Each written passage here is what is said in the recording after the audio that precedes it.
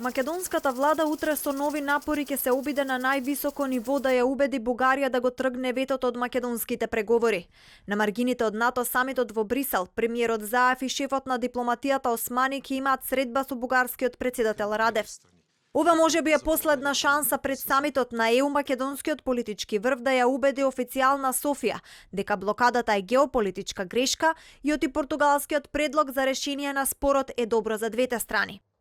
Се одбројуваат деновите до Европскиот самит. Надежите на македонската влада за позитивен пресврт полека спласнуваат, а опозицијската ВМРО ДПМН пак обвинува дека се водат тајни преговори со Бугарија. Шефот на дипломатијата Османи најави дека ќе се обрати пред пратениците во законодавниот дом. Ќе ги вложам сите напори да ја прекинам тековната дипломатска офанзива за во среда на неколку часа да бидам во Скопје, за да се обратам пред пратениците и членовите на Комисијата за надворешна политика во Собранието на Република Северна Македонија. Председателот на Комисијата за надворешна политика, пратеникот Антонио Милошовски, ја најави седницата за среда во 15 часот.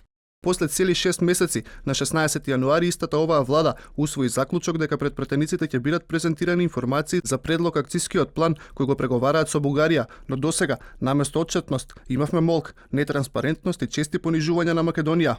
И покрај најавата за реферирање во Собранието, протестите на ВМРО ДПМН продолжуваат и следната недела. Од утре нема блокади на улици, а партијата протестите ги сели пред Министерството за надворешни работи.